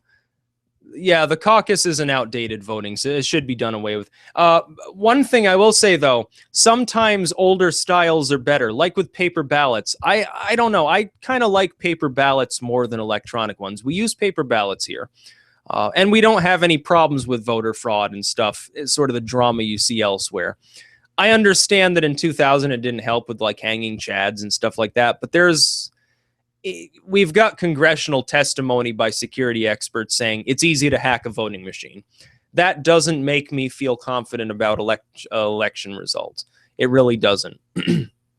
So I prefer paper ballots. I want to actually have the ballot physically in my hand, feed it in myself. I don't want to just touch a screen, because I don't know. Maybe what I'm seeing on the display isn't properly tuned in to actually what's being registered. Maybe the button that says Trump actually registers a vote for Hillary. Maybe the button for Sanders registers a vote for Carson. Just sort of theoretically. I don't trust the machine with my vote. I want to mark it down on a piece of paper where it's all in black and white. It can be recounted easily, and there's no problem with, potentially somebody screwing around with the system. Yeah, you can have a problem with hanging chads in a voting machine. Okay, I'll grant you that. Yeah, you can have a problem if somebody carts off the votes without letting them get read off and recorded. Okay, I think that's a little bit harder to pull off ultimately, to make legally stick as well. In the case of like a hanging chat or a pregnant chat or a dimple chat, all these different terms we heard in 2000.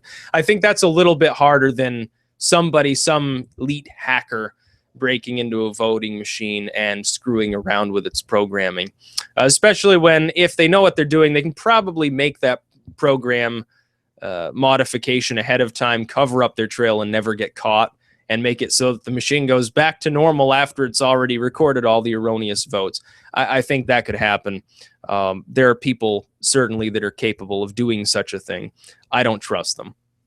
So yeah, Donald Trump apparently has won, with still a very small proportion of the vote actually coming in. Still 2%, he's at 34%. I'm assuming that out of the gate he has an overwhelming margin of support. This would put it, by the way, roughly in line with the polling result of the South Carolina GOP House polling that actually was done. That one showed Trump reliably had, I believe it was 34, it might have been 36. Whereas some of the outliers showed him, barely eking out a win. He was like at 27, Cruz at 25. All the more reliable national polling firms showed Trump steadily ahead, handily beating out Cruz and Rubio, who would be cloistered around second and third. Really, though, right now you need to be watching Rubio and Cruz, because they're only a couple less than 2 points apart from one another. Who comes in second and third really does matter here. If Rubio comes in second, he has a little bit more a convincing margin there to go forward as the establishment candidate. You might see him pressure Bush and Kasich to leave the race. If he comes in third, though, and it's clear that, an outsider and then the Evangelo Tea Party are kind of outsider have won first and second place, it becomes a lot harder for Rubio to do that. I'm still going to say right now Rubio's narrowly ahead. I think Cruz, though, at the end of the night, once things are fully counted, will probably be slightly ahead, but that's a close result. Seeing Bush in double digits, though, is really funny. I'm sure Barbara right now is pretending to love him more than she did George W., who actually won an election. But yes, the race has been called for Donald Trump, with only a few percents of the vote coming in. And by that margin, if that margin holds, I believe that Trump wins all of the delegates, which would be really good news for Trump, because I think it's 50 delegates total, isn't it? So that'd be quite a bonus going into Nevada. And even winning convincingly at all means he's probably going to win Nevada. And my prediction is he will. He'll win Nevada. He'll go on to sweep most of the Super Tuesday states. At that point, it'll be fairly clear that he's going to be the nominee, which is what I was predicting all along. Hillary and Bernie, meanwhile, they have to slug it out for South Carolina. Sanders managed to cut Hillary's lead in Nevada, so he might get a mild boost just because she looks vulnerable. But I don't expect him to win. I expect Hillary to win South Carolina. for the Democratic primary there. And I expect her to win most of the Super Tuesday states. I think Sanders will probably win Vermont because it's home state, obviously. And Colorado is sort of the weed state, and she's been kind of vague about that. I think he has a shot there. Other than that, I mean, the deep southern states, that's Hillary territory. She's got them. Massachusetts might be the only other one he can really compete in when it comes to it. And after that, it's going to be fairly inevitable who the nominees are. It's going to be Trump versus Clinton, in which case I believe Trump will be the next U.S. president, for better or for worse. I think what you will, but yes, I predict that the next president of the United States will be Donald Trump, which it could be worse. You know, it could be Jeb Bush. For those of you who hate, you know, the Republicans or whatever, just look at it that way. It could be a Bush. Okay. I like to think Donald Trump at least has his head screwed on right. He's verbally a lot more intelligent. In fact, his mind works so quickly that oftentimes he just goes on a rant, loses track of what he was saying because his mind's moving quicker than his mouth can. And he loses track of what he's actually talking about at times. Some people with a very high mental capability have this problem. Their verbal proficiency, while very high, appears limited because they can't actually have a conversation without jumping around constantly. It's the high energy thing. As opposed to Jeb Bush, who, let's say, is not necessarily near the top of the pack when it comes to his mental processing faculties. But yeah, Trump would not be as bad as a lot of people say. A lot of people give him a lot of grief. He does have more intelligence than the other GOP candidates left at this point. I said Rand was the best of the GOP candidates. I still maintain that. I think Rand Paul was the best. But after him, it was Trump. And I was never taken in by Cruz, who pretended to be libertarian, because it was clear. I mean, look, he abandoned Rand Paul when push came to shove to go campaign. That shows you what kind of person Cruz is. So yeah, Trump won South Carolina, not even 5% in yet. Let's check one last time. Yeah, it's still 2% reporting. He's got 32%. He's more than 10 points ahead of Rubio. And again, Rubio and Cruz will change places to some extent. But yeah, Trump's been declared the winner, or projected as the winner. So yeah, there you go. Trump won't imprison anybody if he comes in, becomes the nominee and gets elected. Yeah, Jim Webb was decent. Jim Webb never had a chance, though. Jim Webb is sort of the Southern. In fact, Jim Webb was similar to Trump in his ideologies, I think, which people, they don't give credit to the Southern Democrats as, other than some notorious issue, Ku Klux Klan or something. They did have some decent proposals, at least for a while. They're kind of they're nativistic. That's why Trump is ahead. I said the evangelicals that are there, a lot of them are also nativists. They're going to go for Trump.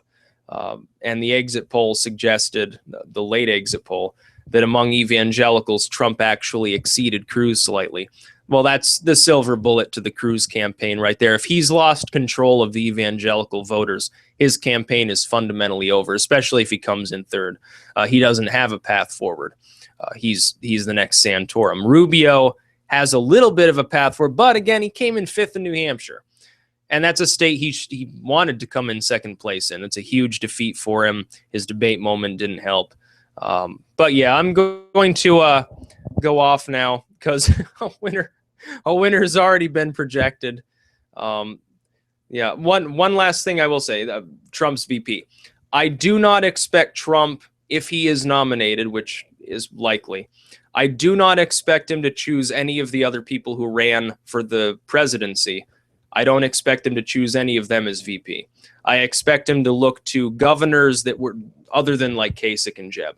I expect him to find a governor who is on the younger side, who is well-spoken but quiet, and who does not have a lengthy track record within politics. Somebody qualified and well-liked, probably within a swing state or even a blue state, but who does not have a significant national presence in the news cycle. That is, there aren't a whole bunch of scandalous news stories about them.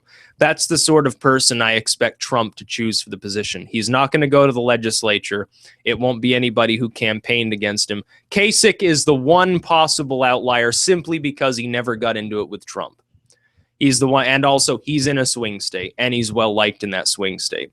Kasich is the only other person there that I can possibly see him taking. He's not going to take on Ted Cruz. And much as some people might like to think he will, it won't be Ben Carson. It wouldn't make sense to have another person without any political experience and who's polling at around 5% at this point to be the running mate. Kasich's the only one with any remote possibility, but I don't expect him to take on Kasich. Again, look to swing states, look to governors or former governors, generally well received, generally centrist, fairly quiet, no real national presence, but well-liked in their state, which is important for the Republicans to win if they want the election. That's the sort of person that I expect Trump to nominate as VP. Rand Paul is in a red state. Rand Paul is also kind of out of it when it comes to older voters. He has a lot of youth support, but so does Trump. Much as I would like Rand Paul to be in such a position, I don't expect it. Kasich is the only one there that I would say has any possibility, but I wouldn't expect it to be Kasich either. Yeah, well, no, Trump's the projected winner because he's ahead in the actual vote. The 29 delegates, the winner of the race, regardless of what they win by, gets 29 delegates for winning. The other 21 delegates are split up according to who won the different voting districts or whatever, counties or whatever they would call them. That's why he has 29 delegates, because he's being projected to have won the state's popular vote in the primary.